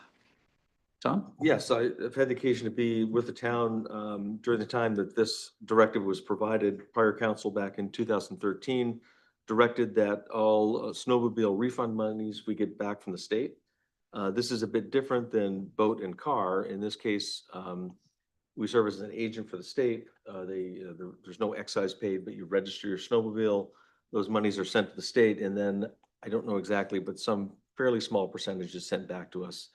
It's roughly between $2,500 and $3,000 a year. That's where it's been. At the time, Saco Pathfinders, which is an active snowmobile club just over the line in Saco, maintained some trails in Scarborough as part of the overall trail system. And the council at the time thought it was appropriate for us to help support that effort. Since then, it's my understanding that they no longer maintain trails in Scarborough. I think it's in part because it's very challenging to have enough snow to even make it worthwhile, frankly. And so it just seems appropriate that we should not be sending dollars out of town if there's no services being rendered. These monies would go back to the general fund to help offset other expenses. Again, we're talking about no more than $3,000, so it's not going to break our budget either way. But I see it as just a helpful cleanup and housekeeping. Thank you. Is there any public comment on this one? Seeing none, I would welcome a motion. So, second. All right, any discussion? No, straightforward, good cleanup. Yep. Common sense. I'll call the vote. All in favor? That's unanimous. Thank you. Thank you. Moving on, there are no non-action items, and that takes us to council comments. John? Yeah, I just want to wish everyone a happy holidays and a happy new year. And I'm looking forward to coming back in 2026, doing our goal planning. I think we've got some pretty hefty items to tackle, but so far this council, I think, is off to an amazing start, and I'm sure we can work together through those things and address them and really kind of continue the momentum that I've seen that most of us have started, and I'm looking forward to it with everybody. So hope everybody gets some rest because I think 2026 is going to be busy, particularly you, Tom. You're going to need some rest. Thanks. Michelle? Yeah, thanks. I think going back, coming into the council new and being able to jumpstart with, meeting with the public in all those arenas, I found to be extremely helpful. And I've lived in Scarborough 32 years, so I thought I knew a lot. And one of the things that we heard loud and clear last night when we were in North Scarborough is they just feel like they're kind of, a part of Scarborough that sort of forgotten or people don't know about or don't understand the history. And I feel like a lot of parts of Scarborough feel that way. Not neglected, but just like West Scarborough's here and Higgins has, and it just reinforced for me that even though we're one town with 25,000 people, that regionally, there are just profound differences in how people perceive us and perceive how things are run and just, so they were common in that regard. So I think it was a good filter for me to have. And I think another thing that I really appreciate transparency and just like kind of being with the people that, elect us. And people were just so appreciative. They were shaking our hands. They were saying, we just can't believe you folks took the time to do this. We can't believe that you're actually listening. Most of them were supposed to be an hour, and last night we were there, an hour and 40 minutes. And people were really came in, they were focused, but they were appreciative, they were kind, they were articulate, they were smart. And I was saying to Tom, we had our two youngest attendees last night. We had two dads. Stannis came in with his son, who's 9 months, and Craig came in with his 3-month-old daughter. He's one of the cross-country coaches at the high school, moved to Scarborough when he was 3. And I just love that they felt so passionate about being heard and participating that they came out on a dark, cold night and brought their toddler or infant with them and were very engaged. So I just think, Larry and the folks that put that together before I arrived, it's probably one of the most powerful things that we could have done, I think, to build trust with the public. Thanks. Anyone else? Larry? We had our meeting with senior staff 10 days ago, 2 weeks ago. And one of the things I realized that I had never met Doug Howard, who is the Scarborough Public Works Director. And so I arranged to go down and meet there. I went and met them today, and Brett Frank is the assistant, and walked away from that meeting in general, but this specific meeting, the senior staff meeting, but this specific meeting with just another reinforcement how fortunate we are for the staff in this town. And Public Works in particular, to me, kind of works behind the scenes a little bit and doesn't maybe get a lot of recognition, but they come across and prove that they're very dedicated. And I was just really impressed with what they did to keep Scarborough safe and clean and well-maintained, and probably deserve a lot more recognition than they see. So it was very rewarding. Thanks. Anyone else? I guess I'll start off by, I'll report out on the conversation that Councilor Kane and I had with Speaker Fecto. This was last Wednesday evening. And I want to be careful not to oversell it. And I also want to be respectful of the spirit in which the conversation happened, which is a very kind of informal chat toward the end of this sort of reception is what it really was for local elected officials. And there were some state folks there as well.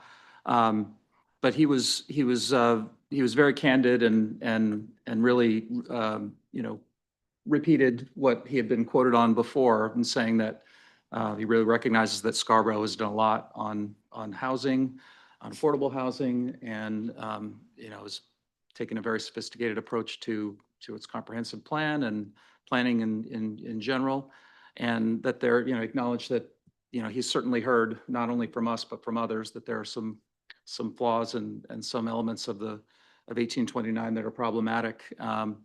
So he indicated that there is some corrective legislation that is in the works. To your question, John, it's unclear, and I think that is something for us to drill down on, how that fits into how it would fit into the legislature's schedule and how technically fits into this session. He did say that there's no, so-called LD number attached to it yet, but it does have a sponsor, and there is something in the works. And without getting too far into the weeds, the general gist of it sounded like there could be an opportunity for some at least partial relief for communities that are meeting certain benchmarks. So stay tuned on that. And, I do hope we have the opportunity as a body to have Speaker Fecto here along with our own delegation. But we're glad we were able to have that opportunity to have those. And we had some other great conversations that evening. Beyond that, sort of getting a little bit lighter, I want to thank Michelle for the cookies. And I am also looking forward to the holidays. I'm going to have a full house for at least 3 or 4 full days. I hope everyone has a chance to spend time with their families and friends. And like John, I am looking forward to not only taking a little bit of a break, but also getting into the goal setting. I suspect one of John's goals is to try to step up ugly sweater participation for next year. Yes, this was a failure. We'll have to figure out how we coordinate that with our group photo. Oh, snap, I forgot. Yeah, yeah. Snap. Right. So anyway, yes, thank you all, and thanks to staff, and to be continued next year. With that, I would welcome a motion to adjourn. Motion to adjourn. Second. All in favor? Thank you.